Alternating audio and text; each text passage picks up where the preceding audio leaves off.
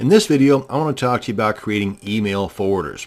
And in the mail panel of your cPanel control panel, what we're talking about is these guys right here, forwarders. Now, while there may be several different reasons why you would want to create a forwarder of your email accounts, my main reason is time, saving time. Time is money, so in this case, I'm going to be saving money too.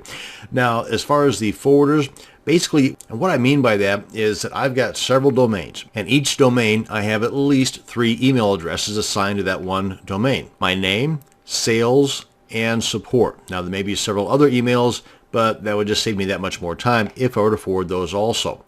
So I forward each and every one of my emails to a main email account, and that main email account is kind of a catch-all for all my emails. So I need to go to one email address to check my emails, not a bazillion different email addresses, which takes a lot of time.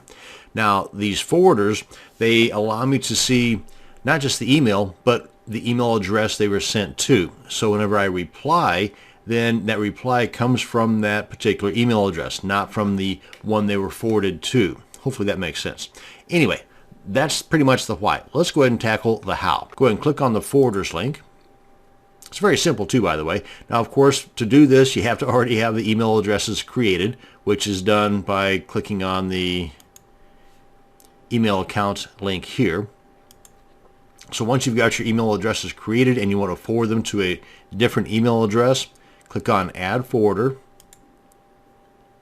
Choose that email address that you've created, and if you've got several different domains, then you want to make sure you've got the right domain and the right email address that you're going to be forwarding.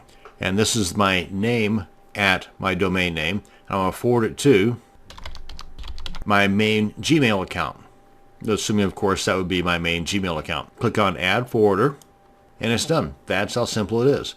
And it shows right here what is taking place. Now, if we go back, there'll be a running list of all the email forwarders that you create here. You can use the trace link and you can delete them. Now, if you wanted to just not worry about individual email addresses to be forwarded, you can just forward all of them that are assigned to a particular domain name using this option right here, the Add Domain Forwarder.